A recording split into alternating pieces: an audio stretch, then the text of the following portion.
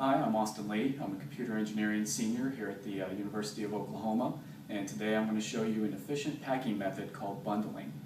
Now, the reason to use in the packing method like bundling is so that when you go on your trip, whether it's overseas or just flying across the country for a weekend or a week, is you want to be able to take as much as you can without having to check a bag, because if you are going somewhere, you've checked a bag, chances are they're going to lose your luggage, and you don't want to show up at your location, not have your luggage for a week.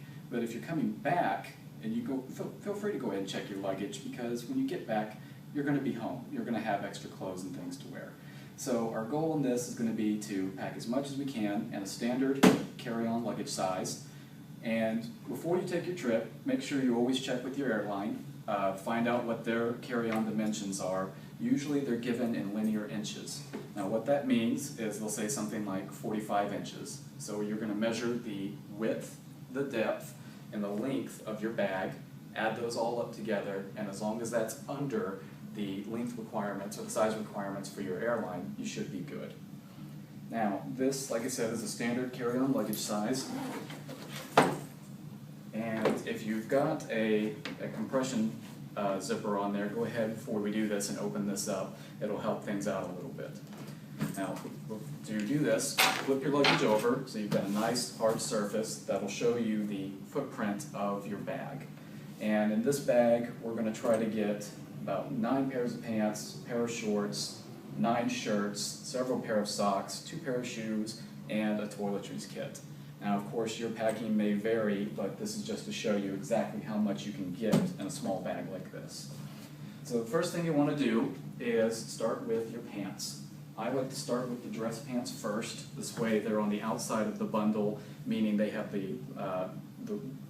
basically the most curve, so it won't put as many creases into your pants. So take your first pair of pants, line the hem of it up, or the belt part of it up with the edge of your bag, maybe come in just a little bit, and run the length of the pants off to the side.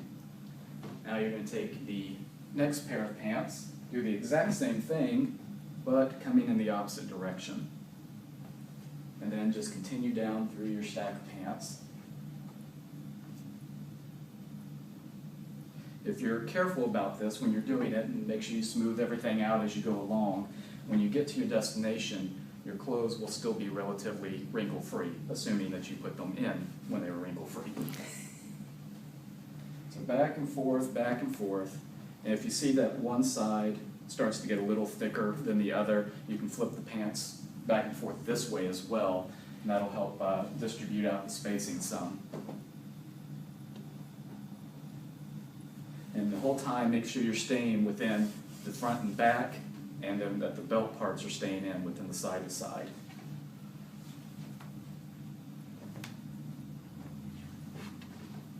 Okay, that's it for our pants.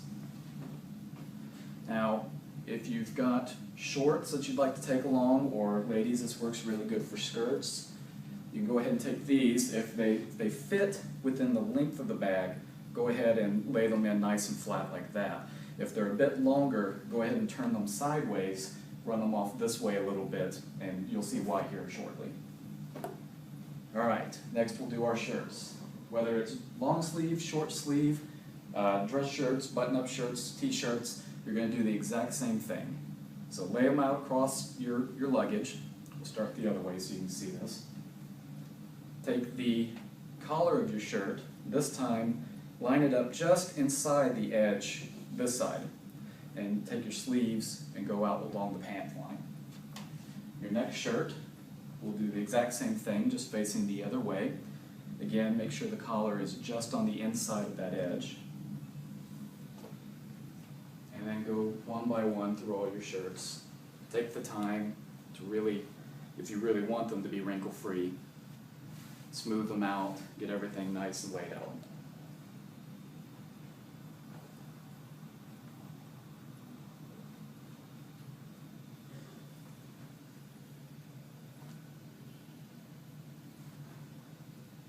Now, while you're packing, make sure you're thinking about a couple of things.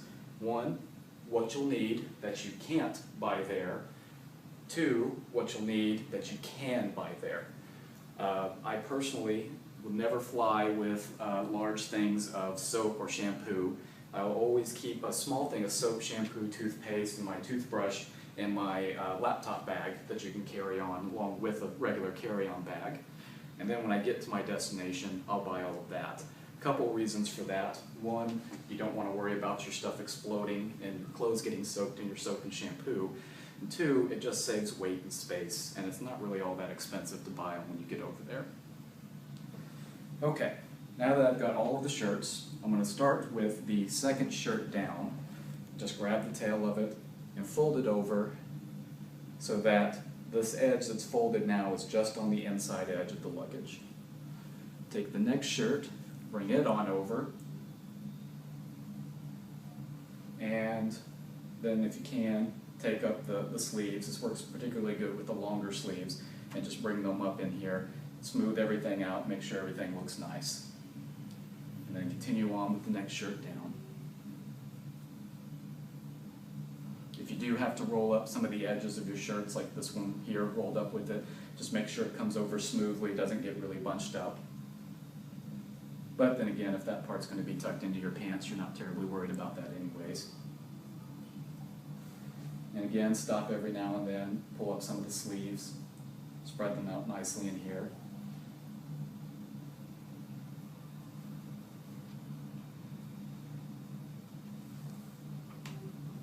And looks like we've got two shirts left, so we'll just pull them both over. Okay, once you've kind of packed it down a little bit, pushed out some of the air, you'll start with your pants. So grab one of the top ones, make sure your sleeves come along and don't get wrinkled up in there. And then one from the other side. And continue back and forth here.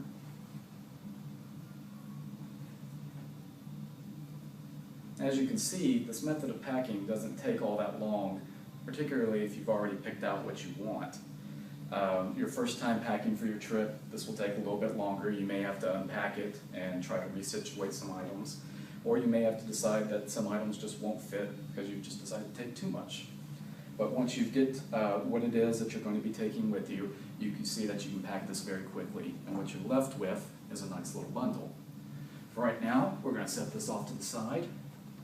Flip the luggage over, and the first thing you're going to want to do is to put your shoes, your toiletries, and other small items in the bottom. Especially with rolling luggage, there's these rigid edges in here that cause there to be a lot of space taken up if you don't pack that with the smaller items.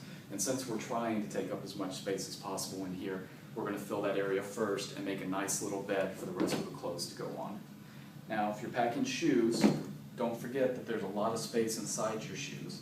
Take your socks, take your underwear, whatever else you may want to, anything delicate even, and pack that up inside the shoes. I'm going to go ahead and fill these with socks.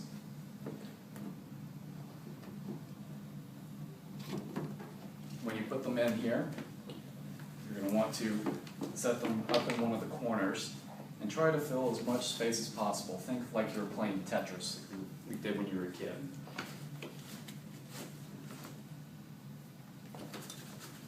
Alright, so now we've got those in there. We're going to take the remaining socks, underwear, whatever else you may have, put that in the middle, and form a nice little bed for your bundle to go into. This will be the toiletry kit. Okay, and what you're left with is this. Now onto the bundle. Carefully pick up your bundle. I may have made this one a little wide here, so we may have to squish a little. But you'll see it for the most part, it'll set right in. You can tuck the edges in, and if you've already unzipped your compression zipper, that'll pull right up around your bundle. Now you can close up your luggage, zip it up, zip up your compression bundle, which we're going to do for this, and you can see you have a perfectly packed bag of luggage. It's not terribly heavy. You should be able to get that into your overhead compartment. And the one problem with this is that if you're going to be making several hops, say you're going from one location, staying a couple of days, going to another location, you have to start worrying about every time you unpack or every time you get to a location and you want to change clothes, you're going to have to pull your bundle out, undo everything, pick out what you want, rebundle everything, and put it back in. Now, obviously that didn't take a lot of time, but if you want to save yourself a little time, make yourself some small bundles. Prepare ahead, pick out 1 or 2 outfits for the next couple of days, make them into a second, smaller bundle, and put them on top of the first one. That way, whenever you get to your location, pop this open, grab what you need, close it back up, and you're good to go.